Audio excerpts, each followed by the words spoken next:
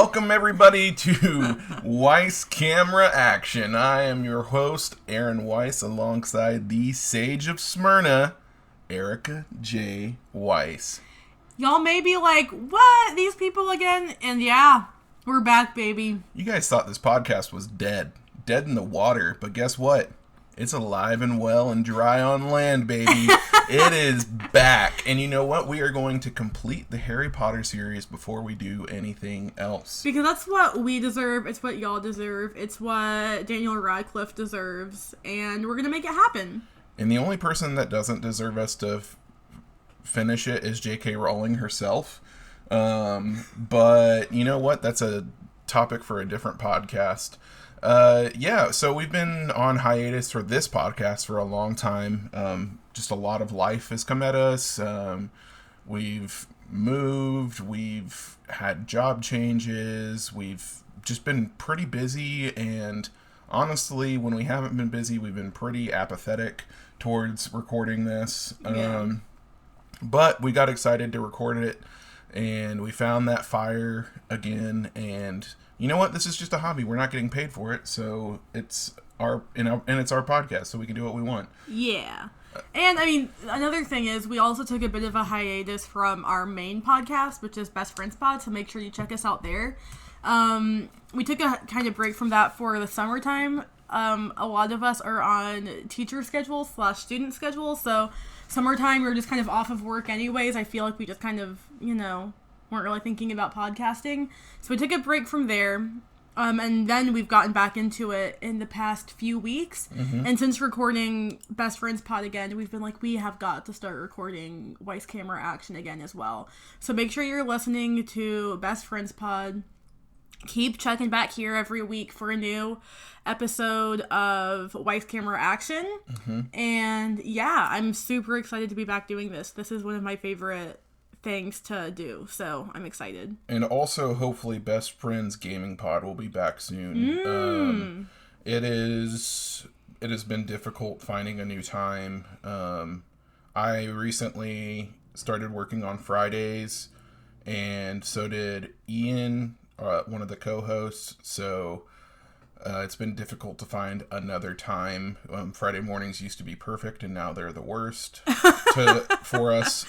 So, I mean, not like the worst, it's just like the worst time for us. It's the worst! Anyways, back to the show. Of course, this is Weiss Camera Action, where each and every week on your favorite podcast service, Erica and I review movies / series of movies. If you like that and you want to be a part of the show, go to patreon.com/WeissCast, where $1 a month tier grants you the ability to ask questions that you want to be aired on the podcast. And you can write your Darmok reviews, which I completely forgot about until this second. We haven't ever had anyone write in. Classic.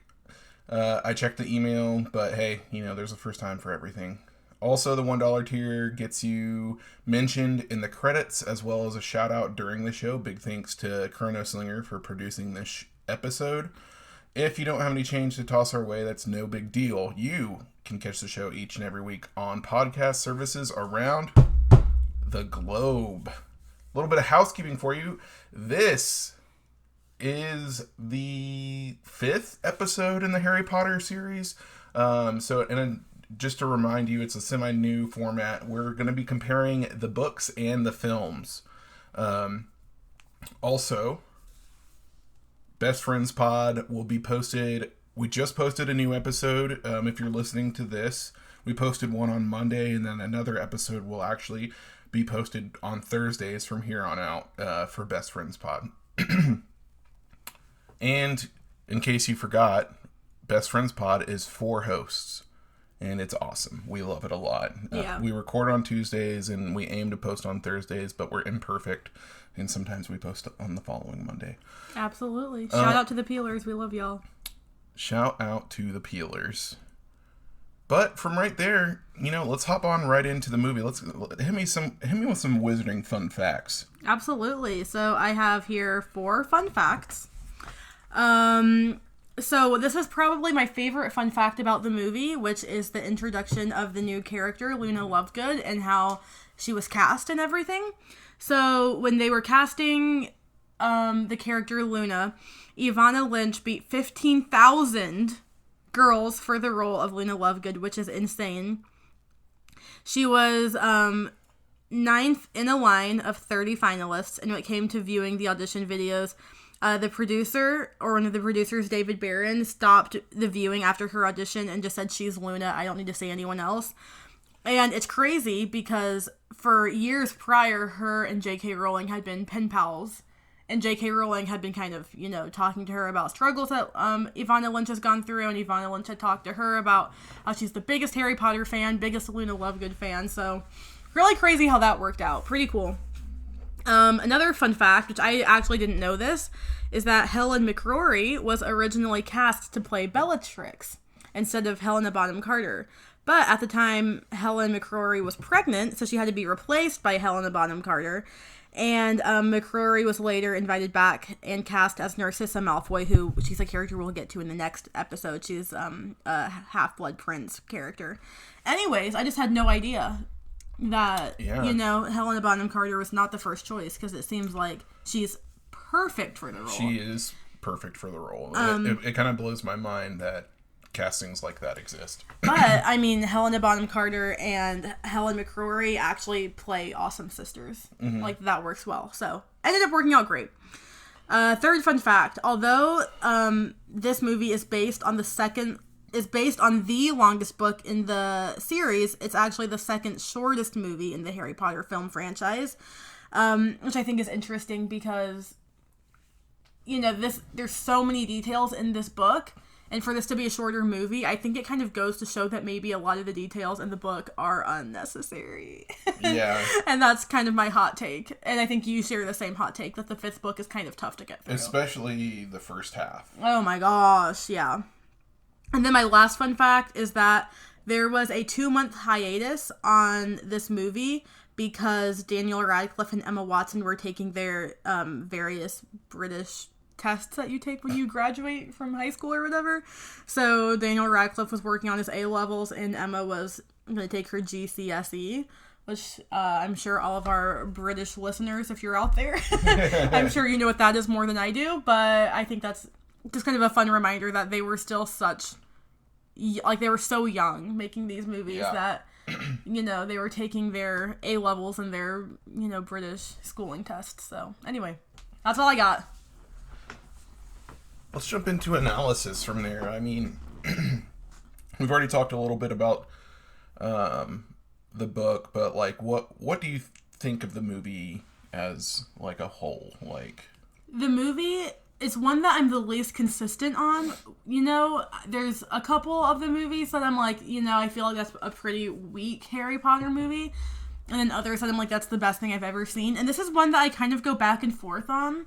I've never watched it and been bored or disliked it or anything, but I don't know. It's the first movie with a new director.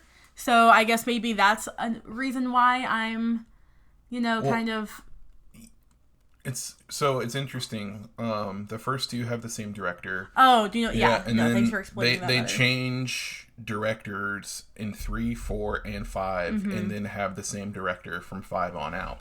So I think that out of all of the, I'm blanking on his name. David Yates? Yes, of all the David Yates Harry Potter movies, 5 might be my least favorite, but I don't dislike it. Does that make sense? Yeah. Yeah. I think I enjoyed this film. I think I'm a little less, wishy-washy or whatever you want to say about it. I think the film does a really good job at trimming the fat of the book. Yeah. And showing a frustrated and angry Harry. It definitely has a different tone than the previous movie. Because when I think of Goblet of Fire, especially the first 2 acts of it, it's a little more whimsical. It's a little more lighthearted. in the first 2 acts. It's still scary, but they keep it light, you know? Yeah. This is also like the 3rd movie in a row where someone in the Golden Trio has beef with someone else in it. Right? What do you mean? Like, so last movie, Ron was mad at Harry. Oh, okay. They're mad at each other. Yeah, okay, they're mad at each other. The movie before that, it's Ron and Hermione because of the whole Crookshanks and Scabbers thing. And then what is it in this one? I forget exactly what it is, but we'll get to it when we get to the plot. But like, I think it might even just be Harry being like, mad at the world. Yeah. And kind of taking it out on his friends. Yeah. So kind of similar tropes happening over and over. Is that what you're getting at? Yeah. And then, I mean, you kind of see that continue on in the next couple films. But I feel like of the movies, this one is like that trope is I don't want to say the least believable. That's not the word I'm looking for. It's like maybe the least necessary or doesn't add as much to the story to me. Yeah, I could see that. I also think out of all of the movies that are less faithful to the books, and to be fair, I think every Harry Potter movie is relatively faithful to the books. I think that, you know, all of the writers and directors and producers and blah, blah, blah did a pretty good job. But I think this is the one where maybe I almost... And I guess we'll get to this when we do rankings at the end, but I almost like this movie more than the book. And it's not because I think it's a bad book. I just do find it pretty hard to get through the beginning of it. And it's, 860 pages or something like that? Yeah, and it's real thick. It's just a really dense book. And I think a lot of it is really beautifully written. But, I mean, I think if there is a... This might be the one where I like the movie more. And I might have said that I like the 3rd movie more than the 3rd book. I can't remember if I said that or not. Sounds like something I would say. Because I love the 3rd movie for all of the listeners who might have forgotten how much I love that movie. I love that movie. But I really do like this movie perhaps more than I like the book. I agree with you. I mean, like we've said, it trims a lot of the fat and gets rid of a lot of the exposition. Yeah. Gets rid of a lot of the exposition that isn't super necessary for telling this story. And I appreciate all the world building that J.K. Rowling puts in this series, but like sometimes it's too much. And like by this point in the series, we already have a good idea of what this world is. Yeah. And there's like this book could be trimmed down by like a quarter. Like you could trim away 200 pages and you could still have a very coherent story. Yeah. I mean, I think there's like 2 or 3 chapters dedicating to cleaning the Black House. Yeah. Like, honestly, do we need that? I understand it's trying to get at, it's like really dull work. It's, you know, and Sirius is trapped in there and that's all he's allowed to do and he can't leave and he can't be of help in any other way other than cleaning the house. But I think they could have said that in maybe a paragraph. I mean... Not in 3 chapters. We get that in 5 minutes in the movie. Yeah. So, anyway. Let's get on to... The summary? Actually, we'll talk book versus movie after the summary. So, and we've already kind of been talking about it. Yeah. So, comes the plot. In the wake of Cedric Diggory's death, and Lord Voldemort's return, Harry Potter is worried that things could get worse. As he and his cousin Dudley are walking home from the park following Dudley's antagonizing Harry in front of his friends, they are attacked by Dementors, secretly sent by Dolores Umbridge. Spoilers!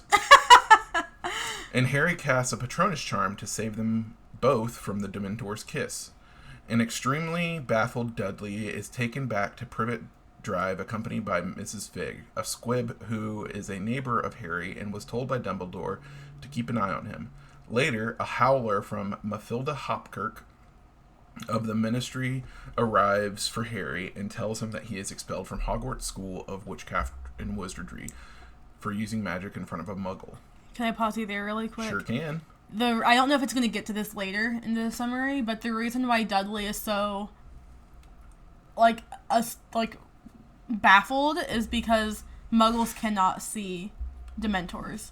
So he just knows that something horrible just happened to him, and his only explanation is that Harry did it. Yeah. Yeah. Yeah. I think both the book and the movie do an okay job at telling us that. The movie only explains it in one line, I think, which we're about to get to what happens at the Ministry hearing. Yeah. But one of them says, "Oh, well, very convenient that your only witness would be your muggle cousin who can't even see Dementors," and then that's when they bring out Miss Figg. But yep. Anyway. The Order of the Phoenix comes and collects Harry while Alistair Moody reveals that Dumbledore ordered his expulsion suspended in favor of a disciplinary hearing. The order flies him to 12 Grimmauld Place to stay, where he finds out that Hermione and Ron's family are there too. Harry also has many nightmares about the events that had happened the previous year, including the death of Cedric Diggory and the rejuvenation of Voldemort. While at 12 Grimmauld Place, Harry's godfather, Sirius Black, mentions that Voldemort is after, quote, something he didn't have last time, unquote. Around this time, Harry also learns about the Order of the Phoenix, an organization of which Sirius Black, Severus Snape, and Mr. and Mrs. Weasley, Remus Lupin, Nymphadora Tonks, Professor Moody, and many others are all members of. I love that we're reading this off of the Harry Potter fandom wiki. Yep. And organization is spelled with an S, so I'm just reminded that we're in a British world, so that's fun. Yay, Brits. Also, at this point, do we know about Nymphadora Tonks? Yes. We do? What do you mean, do we know about her? I mean, she's there. No, I mean, but Does the movie explain who she is at all? Yeah. No. Okay. The movie does. Actually, they don't even ever call her Tonks in this movie. Really? All that she's referred to is Mad-Eye Moody saying, "Quiet down, Nymphadora," or something like that, and then Tonks says, "Don't call me Nymphadora," and her hair turns red or whatever. Yeah. That's it. So we know that her name is Nymphadora, although she does not want to be called Nymphadora. Right. And that's all we get. It's really bizarre. I mean, her character is really, really, really watered down in this movie. That would be one thing I would change. Mm-hmm. I know More we can Tonks. we can get to that in the analysis of the book versus movie, but if there's one thing I would have had more of from the book that was not in the movie, it's more Tonks. Mm-hmm. Yeah. At the Ministry, Dumbledore defends Harry's actions. The Minister for Magic, Cornelius Fudge, denies Harry's answer to his questions regarding what actually took place on the night in question, leading to further arguments. Mrs. Figg gives testimony as a witness of the event. Dumbledore tells Fudge that Voldemort could be behind the Dementor attack, but Fudge refuses to believe that Voldemort is back. In the end, Harry is cleared of all charges because Dumbledore reminds them that expelling him from the school for using a charm to defend himself against Dementor is unjustifiable, as it is not forbidden for even an underage wizard to use magic in a matter of life or death. So, I mean, there's a lot that happens in that scene that's not mentioned in the summary, but for example, Harry gets to the Ministry, early so he can, hang out with Mr. Weasley for a little bit and they can work together to prepare what he's going to say for the hearing and all of that. Well, as soon as they get to the Ministry, Harry learns that his hearing has been rescheduled for 3 hours earlier. So instead of getting there, super early, he gets there actually 5 minutes early and has to quickly go into the hearing, and he's so unprepared and all that. So that's just kind of a little way that the Ministry has been out to get Harry in this book / movie, is that they are trying to keep him from being prepared, keep him from even having a chance at having a voice and blah, blah, blah. So it's a very, fascist regime in the Ministry. Yeah. They're very much, trying to silence any, I guess, Voldemort believers or whatever. Yeah. Shortly after Harry, Ron, and Hermione arrive at Hogwarts, they find out that the sinister and mean-spirited Dolores Umbridge is the new Defense Against the Dark Arts teacher. It is apparent that she is there as a puppet of the Ministry of Magic in their way of interfering at Hogwarts and keeping rumors that Lord Voldemort's return from spreading. When Harry insists that Voldemort's return is not a lie and that he saw him, Umbridge gives him detention, which consists of making him write "I must not tell lies" repeatedly with a special quill that takes the writing out of his hand, writing it in blood. That's not very well worded, but essentially, as he writes it on paper, it also like cuts into his hand the exact words that he's writing. Yeah. This proves to be the beginning of Dolores Umbridge's abuses of power as a Ministry of Magic's, quote, High Inquisitor, unquote. She introduces restriction after restriction, as well as, quote, evaluating, unquote, teachers to determine if they're worthy of remaining at Hogwarts. This leads to her sacking Trelawney, but she is stopped from throwing her out of Hogwarts altogether by Professor Dumbledore, who tells Professor McGonagall to escort Trelawney back inside. When Umbridge begins to argue about his actions, Dumbledore tells her that she has the right to sack teachers, but not to banish them from the grounds. At the same time, Dumbledore distances himself from Harry, knowing that Harry's mind is connected to Voldemort, and he can see visions of Voldemort when he gets a big emotional charge, such as happiness or anger. So at this point in the movie, we don't know that that's why Dumbledore is being distant. Right. We have no idea why Dumbledore is being distant. I mean, we see at the hearing, Dumbledore shows up for him, defends him, and Harry's calling after him like, "Oh, Professor, thank you for that." And Dumbledore just like scurries off without even looking at him. Same thing in this scene after Dumbledore, defends Trelawney and is like, "She's staying. I don't care if you want to fire her. Like, you cannot banish her from Hogwarts." Right after that scene, Harry's calling after Dumbledore, and Dumbledore can clearly hear him. Like, the camera's right on Dumbledore's face, and you can see that he's hearing Harry calling him, but he just keeps walking and does not turn around to talk, which is very unlike Dumbledore. Usually Dumbledore is kind of obsessed with Harry and takes any chance he can to take him under his wing and blah, blah, blah, but in this movie, he's just totally shutting him out, and we don't know why. Yeah. And I think that both the movie and I think the movie might even do a better job as to like giving us answers maybe even more quickly as to why he's being shut out. But yeah, at this point we don't know that. Defense Against the Dark Arts and the Ministry of Magic's continued denial of Voldemort's oh wait, I missed a line. Oops.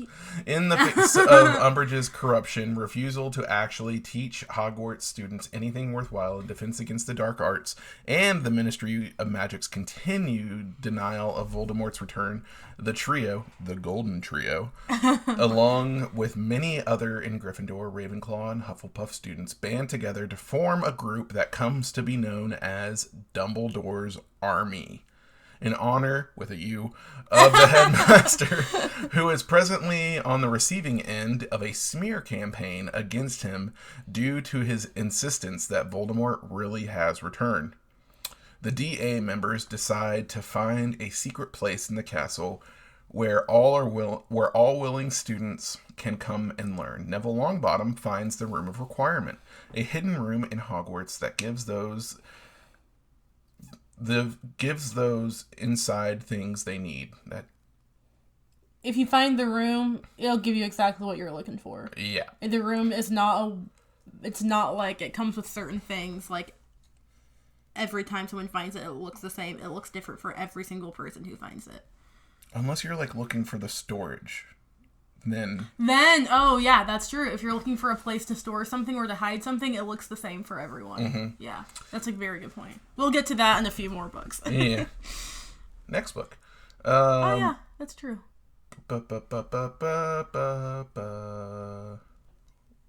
hidden room. The group decides that Harry will be their new Defense Against the Dark Arts teacher. Oh, For those that don't know, later we have a ranking of Defense Against the Dark Arts teachers segment, podcast within a podcast, and we had both not forgotten, but it had slipped our mind. Yeah, we had failed to recognize that Harry is a Defense Against the Dark Arts teacher. Yeah, even though he's not officially hired by the school. Honestly, right. Dumbledore should have paid him. Honestly, yeah. The students use the room to train, and Harry begins a relationship with Cho Chang. Bow chicka bow wow. Ow, ow! Under the assumption that Dumbledore's army is an organization formed to undermine the Ministry, as High Inquisitor Umbridge bans most student activities and forbids any groups, societies, etc. of more than 3 people to continue unless given permission, essentially revoking all student freedom. Harry has a vision of an attack on Arthur Weasley in the Department of Mysteries, saving his life. Afterwards, Dumbledore instructs Snape to give him occlumency lessons in order to block his mind from Voldemort's influence. The occlumency lessons causes Harry to begin distancing himself from his friends. Simultaneously, Sirius's deranged cousin Bellatrix Lestrange escapes from Azkaban prison along with 9 other convicted Death Eaters. So can we talk a little bit more about the vision that Harry had of attacking Arthur Weasley? Yeah. So, in the vision, basically it's a snake that's attacking Arthur Weasley. We're assuming it's Nagini. Yes, we can assume that the snake is Nagini.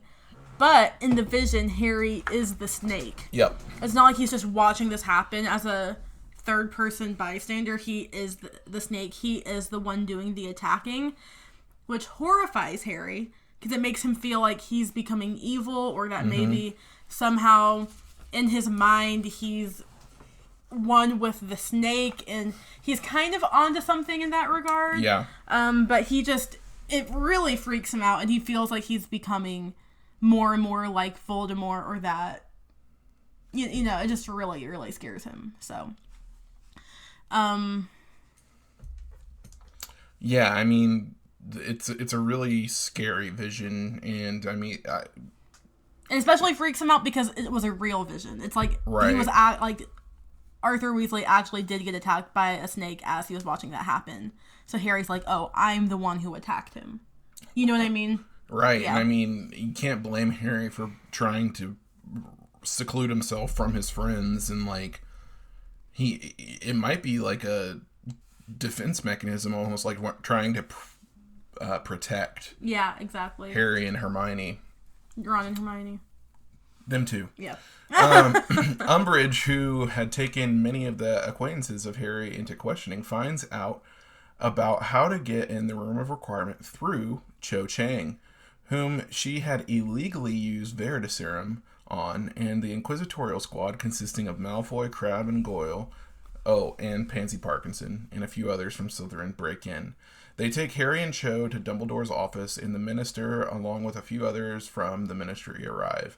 Dumbledore takes the full blame for the organization, with an S, since, after all, it was called Dumbledore's Army. When they attempt to take him to Azkaban, Dumbledore escapes with Fawkes, his phoenix. After this, Umbridge becomes headmistress and punishes Dumbledore's army with a blood quill detention. I love this scene. Yes. When all of the ministry shows up. It's so cool because it features one of my favorite characters from this book, Kingsley. Yes. Who is a triple agent because his true allegiance is to the Order of the Phoenix, but the Order of the Phoenix has him stationed working in the Ministry of Magic, and the Ministry of Magic believes that he is truly aligned with them, and the Ministry of Magic has him stationed in the Muggle ministry, like the Muggle British government, as a government agent, and they believe that he is just a Muggle working for the government. Yep. And so it's really cool how, you know, his true allegiance is really to Order of the Phoenix, but he just works for so many other groups under different, you know, pretenses and stuff. He's a really cool character. I would love a Kingsley Shacklebolt series. Oh my gosh, I would watch the heck out of that. Yeah. Oh my gosh, he's a badass.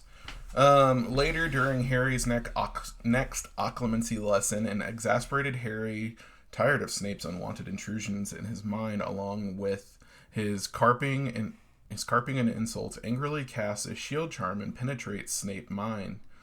In doing so, seeing several of his most traumatic memories, including one where James Potter and Sirius Black in their adolescence bullied Snape relentlessly. Livid at the intrusion, Snape refuses to keep teaching Harry occlumency, ordering him out. Did this summary do a good job of explaining what occlumency is?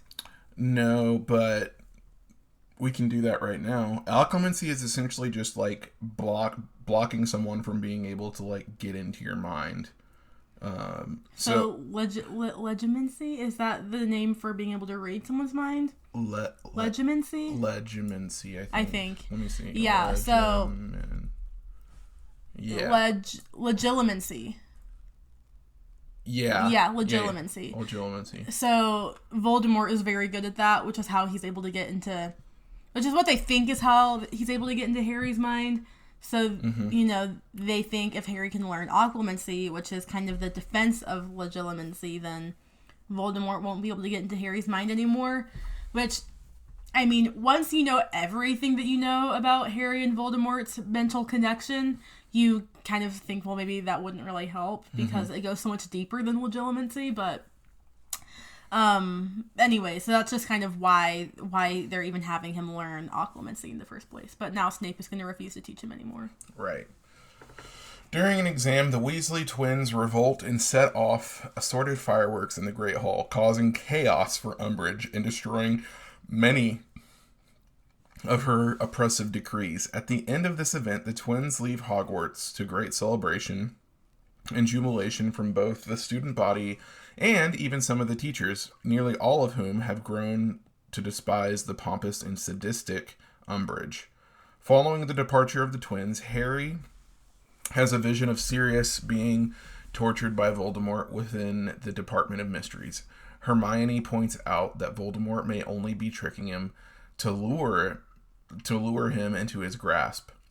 But Harry retaliates by saying that Sirius is Harry's only family left. Harry, Ron, Hermione rush to Umbridge's fireplace to alert the Order via the Flu Network, and Harry expresses a desire to go to the Ministry alone directly from there. But Umbridge and the Inquisitorial Squad stop them before they can do so. At first, Umbridge tries to get Snape to use more Veritaserum on Harry to force the truth out of him, but Snape calmly informs her that she already used the last of it on Cho Chang. He then departs, seemingly ignoring a coded warning that Harry sends to him. Fuming, Umbridge threatens to use the Cruciatus Curse to get information out of Harry about the trio's intentions. I'm going to pause you really quick. Yeah. So Harry, with the coded message that the summary's talking about, Harry says to Snape, because he's like, oh shoot, Snape is in the Order, I'm going to tell him the vision I had, because he kind of knows everything about what's been going on. So Harry says to him, he's got Padfoot in the place where it's hidden. Because Harry knows that there's some kind of weapon that Voldemort's going to use that's hidden in the Department of Mysteries. And he knows that he saw a vision of Voldemort torturing Sirius there. And that's, Sirius's code name is Padfoot. Yeah. So he's like, oh, Snape will know what I'm saying if I say he's got Padfoot in the place where it's hidden. But of course, Snape can't act like he knows what he's talking about in front of Umbridge. Because Snape is like a quintuple agent. Yeah, Snape's got allegiances everywhere. And anyways, so that's just kind of a little bit of insight into that. I like that scene a lot. Yeah. Harry and Hermione then deceive Umbridge into entering the Forbidden Forest in search of Dumbledore's, quote, secret weapon, unquote. She and Harry lead her into the hiding place of Hagrid's half-giant brother, Grop, only to be confronted by centaurs who snatch Umbridge after she insults and tries to attack them. Umbridge begs Harry for help, but he replies, I'm sorry, Professor. I must not tell lies. The centaurs then drag a horrified Umbridge off into the woods. And that is, like, a fantastic scene. That's, like... the most badass thing that you could possibly say. Yeah, because Umbridge is like, tell them I mean no harm. And Harry's like, we all know you mean harm, girly. I must not tell lies. Literally, how can you say I mean no harm when you the first thing you do when you see a centaur is cast a spell that, like, hog ties one of them. And it's, like, awesome. You're right, but it's also awesome because the term I must not tell lies has been used to literally harm the students of Hogwarts. Yep. So for him to use it against her when she's saying, tell them I mean no harm, he's like, I'm going to use the sentence that you used to harm us to prove to you that you do mean harm. Mm-hmm. It's like, it's so good. It's like when, it's like the 2020 election, if Joe Biden had said, sorry, Donald, I'm trying to make America great again. Yeah, exactly. But I don't think that line is in the book. I must not tell lies. I think, or that part I don't think is, but, like, the line is because that's what he Yes. But I don't think Harry's saying that in the forest is in the book. I don't think it is. I'm going to grab the book really quick, actually. After escaping Umbridge, Harry and Hermione meet up with Ron, Luna Lovegood, Neville, and Ginny Weasley, who manage to escape from the Inquisitorial Squad. They fly to the Ministry of Magic on Thestrals in an attempt to save Sirius. They go looking for him in the Department of Mysteries. After many failures to locate the Hall of Prophecies, they come across the prophecy of Harry and Lord Voldemort. Just then, many Death Eaters, including Lucius Malfoy and Bellatrix Lestrange, ambush them after Harry touches the prophecy. Lucius says that you only saw what he wanted you to see, confirming Hermione's earlier hunch. A short battle ensues, and the Death Eaters take hold of everyone but Harry, threatening to kill them if he does not surrender the prophecy. Harry proceeds to hand the prophecy over to Lucius, but is interrupted when the Order members, Sirius Black, Kingsley Shacklebolt, Remus Lupin, Nymphadora Tonks, and Alistair Moody, all of whom had earlier been warned by Snape, arrive to defeat the Death Eaters. In the midst of the battle, Sirius punches Lucius, causing him to drop the prophecy. Shortly after Lucius is defeated, Bellatrix strikes Sirius, with the killing curse, killing him by sending him through the veil. That's inaccurate. She was... It's different in the movie than in the book. Is it? In the movie, she says Avada Kedavra, and in the book, she does not. Oh, I thought she just stunned him in the movie, and then he falls through the veil. In the movie, she says Avada Kedavra. She says it very quietly like that, and then it hits him. But no, in the book... It is a stun. In the book, he's hit with a red light, and Avada Kedavra is green light. Green. And the red light is stunning. The red light is stunning, exactly. Yeah. So it's very different in the movie versus the book. So yeah, in the book, it's like she kills him on accident. Yes, in the book, she only means to stun him, and he falls through the veil. The veil is like this...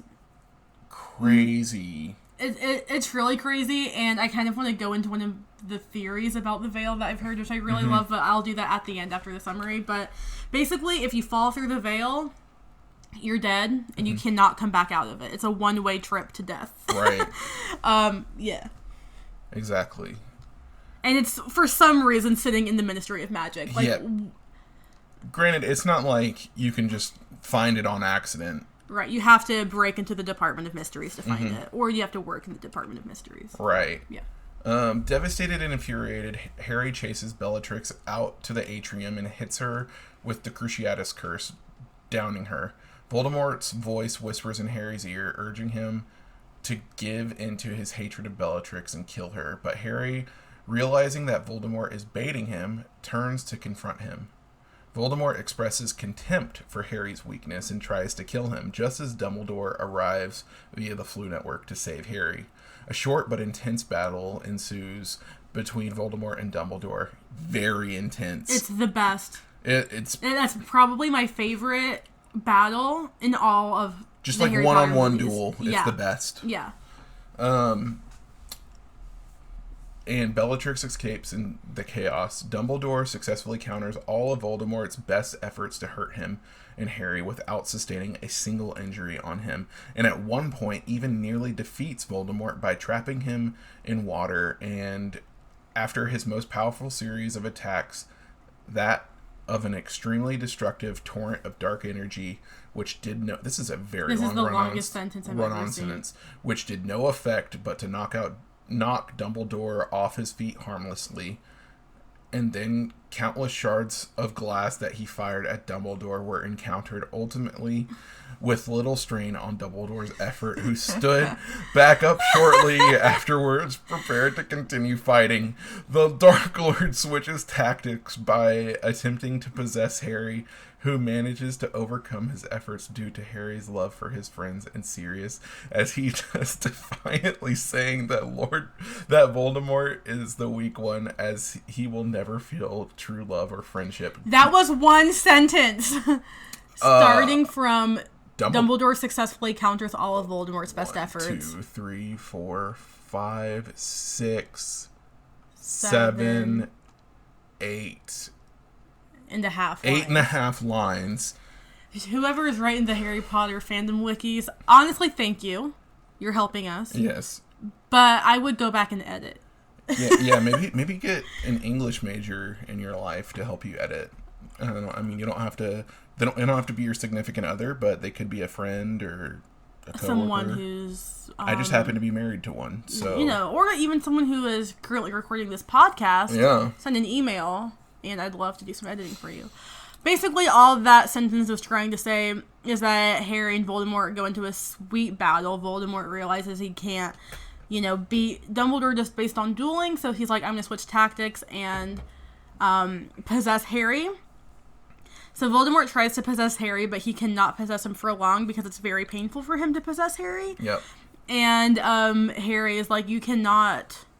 You're so weak, Voldemort, because you think you can possess me, but guess what? At least I have friends. At least I know what love feels like. You're so weak and friendless, and the fact that you don't have love in your life just shows how not powerful you actually are.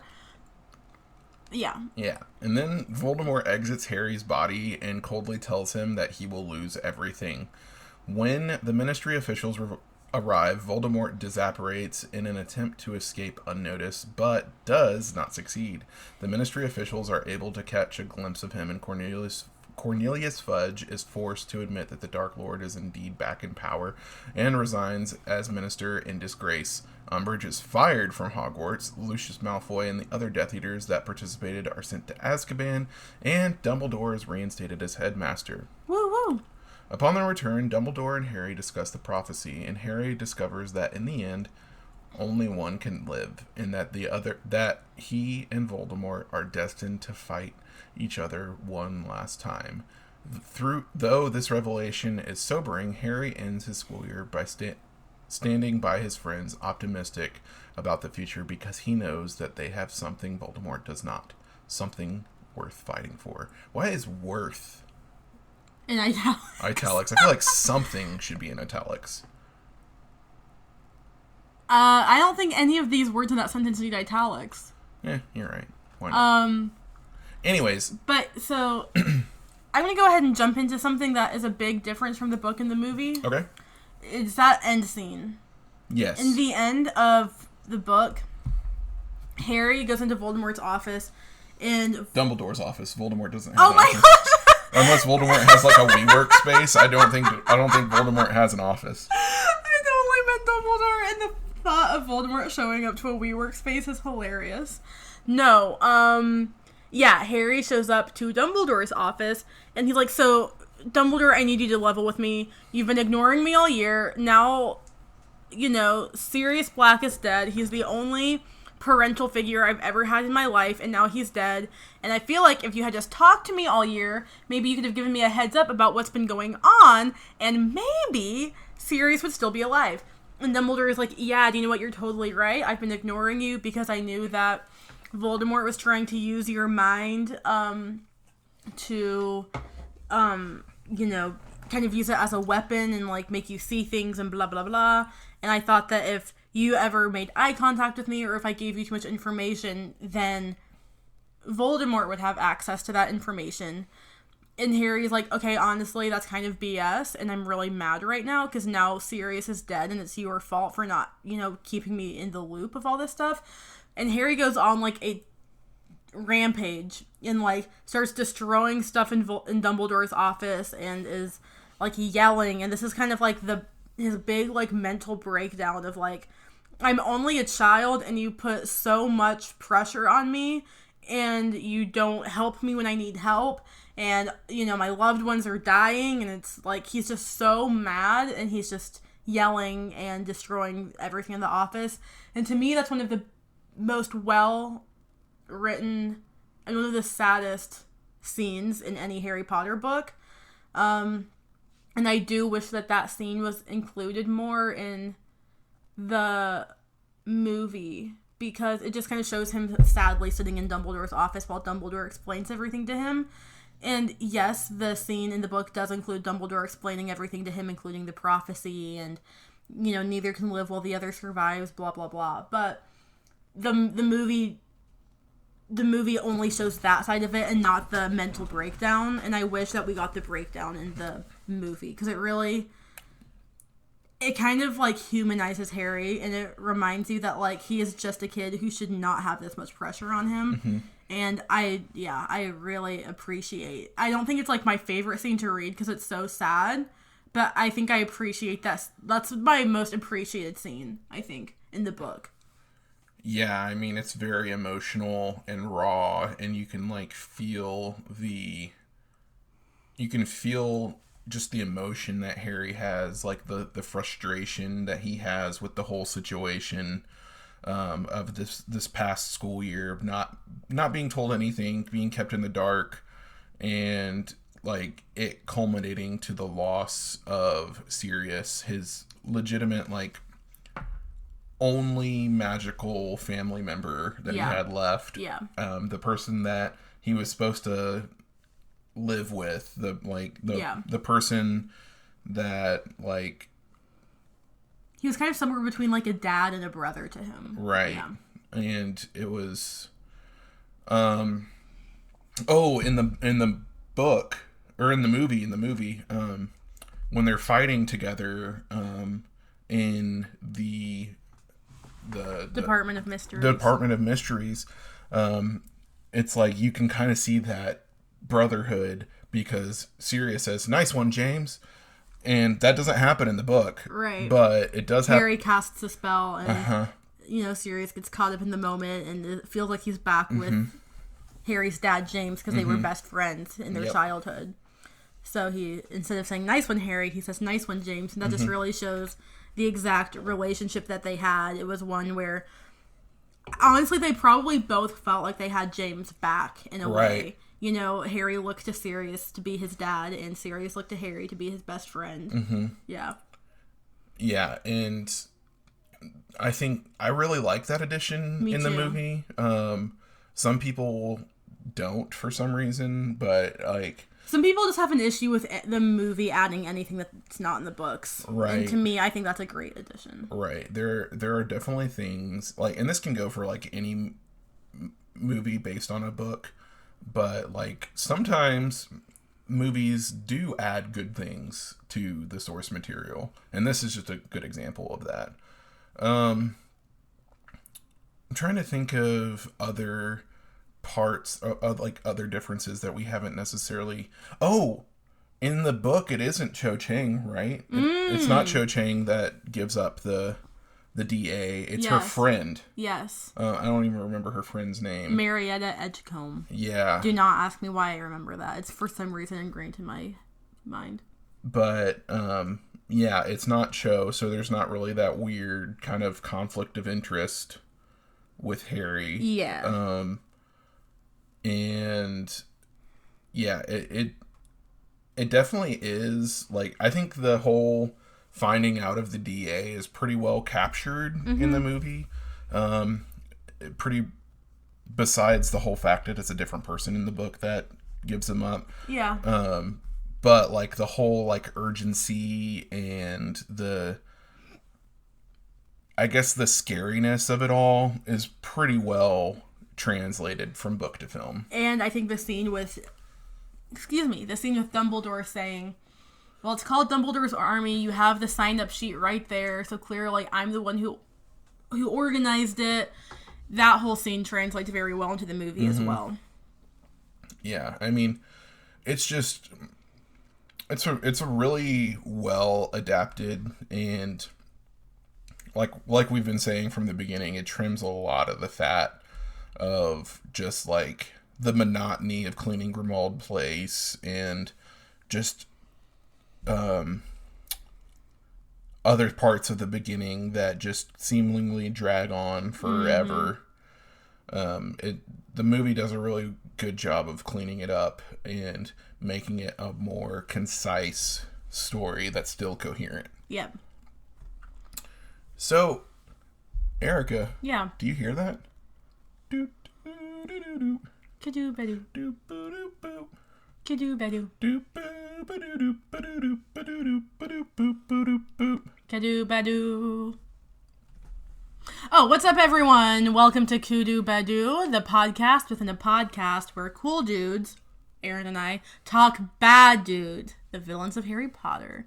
I am your host, Erica Weiss. Of course, I'm joined by Aaron, and this week we are looking at the villains from Harry Potter and the Order of the Phoenix. So just to give you guys a recap, since it's been so long since we've released an episode, here's what we're looking at right now. We would say that our favorite villain set of the Harry Potter movie so far is the villains that we get in Harry Potter and the Goblet of Fire, which would be Voldemort, Wormtail, and Barty Crouch Jr. We think that that's just a stellar lineup.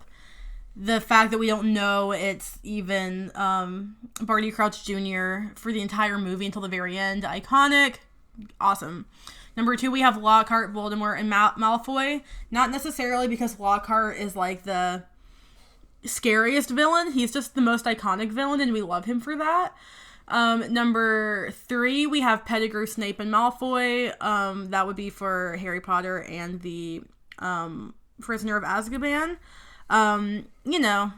Just a rat and his, rat-like tendencies. And then number 4, which would be from Harry Potter and the Sorcerer's Stone, we have Snape, Quirrell, Voldemort, and Malfoy. Quirrell is just kind of an uniconic character in general.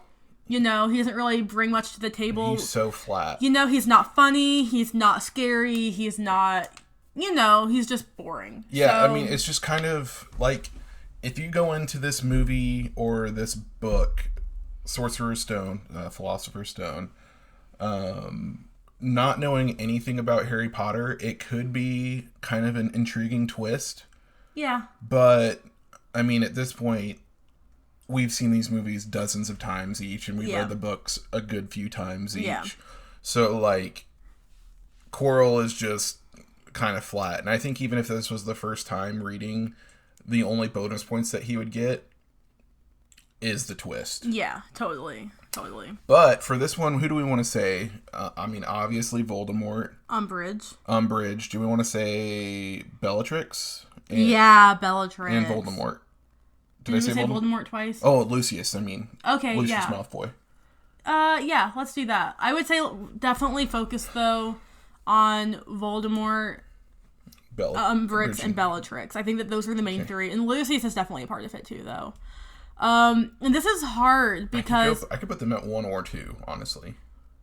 Yeah, do you know what? I think that Bellatrix is one of my favorite villains because to me, she's so interesting because I feel like her and Sirius are like such opposites and they're cousins, so it's so interesting to think about them growing up together and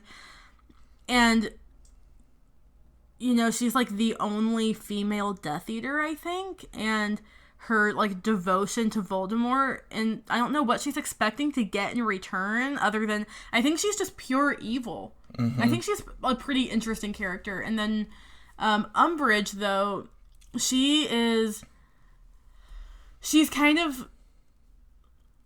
almost more evil because she doesn't say that she's for Voldemort, but she's just as evil because she's power hungry. She's power hungry, yeah. And so she's kind of evil in a different way where she's not, all about the murder of muggles, although she probably doesn't mind it.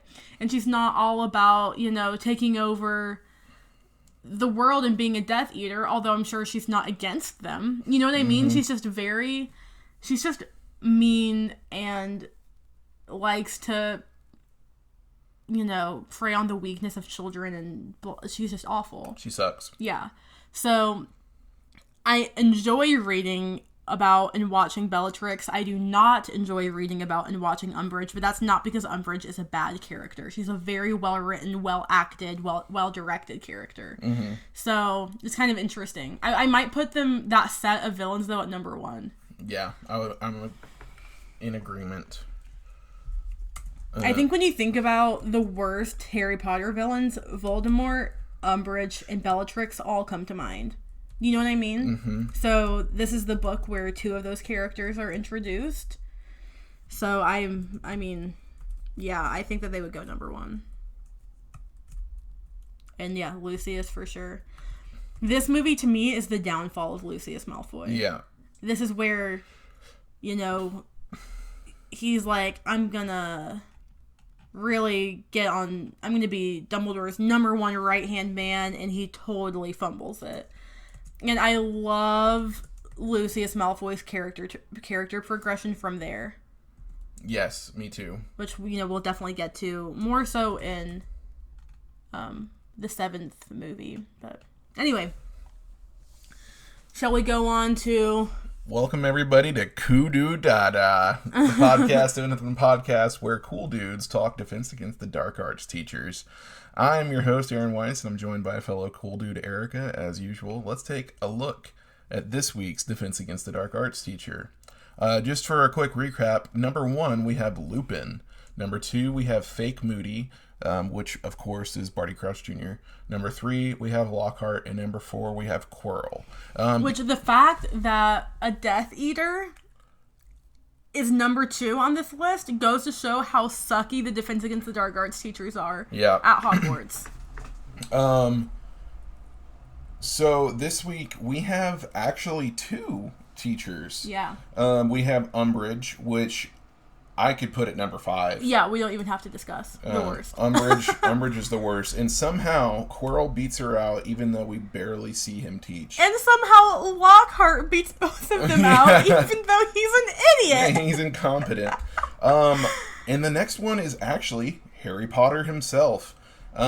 He's a very good teacher. Yes. And I think because he is the age of the people he's teaching, mm-hmm. he gets their attention more, and there's like more urgency behind, because the kids are hungry to learn. They're like, if Voldemort's really back, we need to have a teacher that's not Umbridge.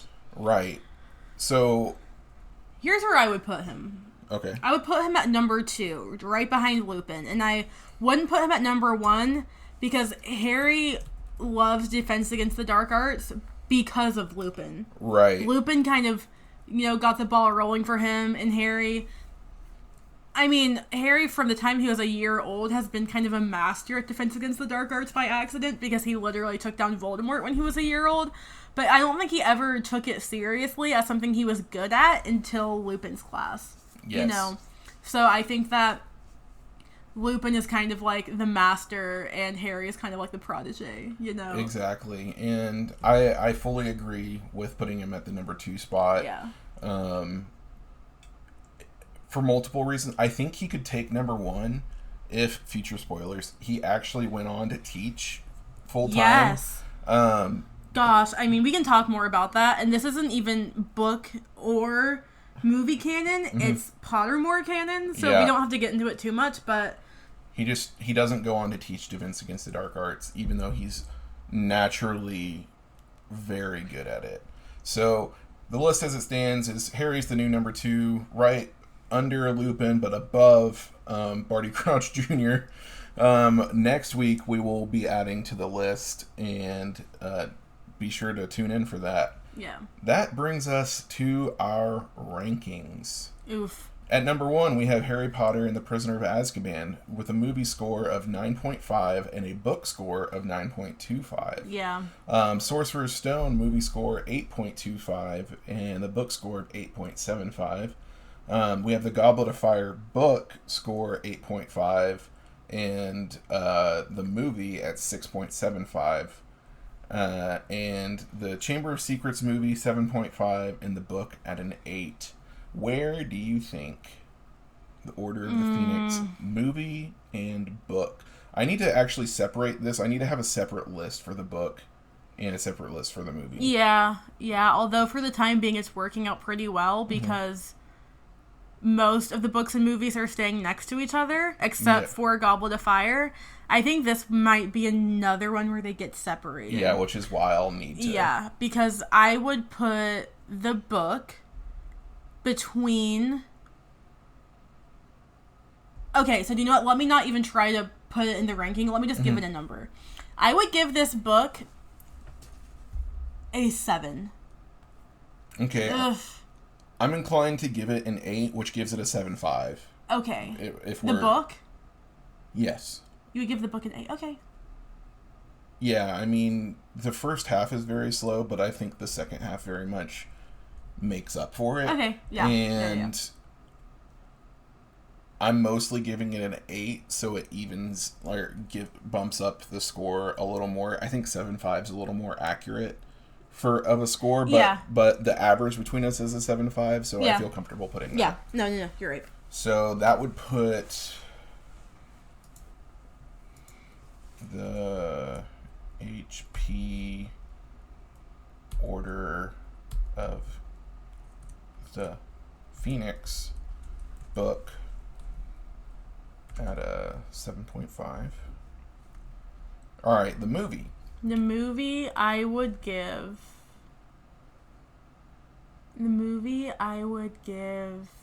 an 8.5. Okay, and I would give it, again, an 8. Okay. So that ties it with Sorcerer's Stone for second place for the movie. And next week I'll have a cleaned up version of this list, so it's easier to read.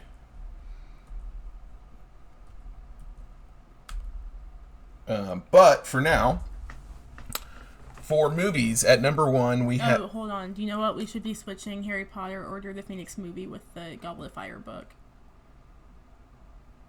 We should? To me, Goblet of Fire book has a higher number, but it's below Order of the Phoenix movie right now.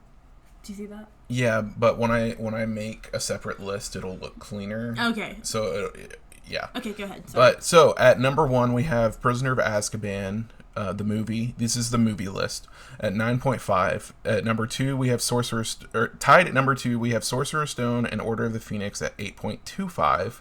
At number 3, we have Chamber of Secrets, 7.5. And at number 4, we have Goblet of Fire at a 6.75. For the books, we have Prisoner of Azkaban at 9.25 for number 1.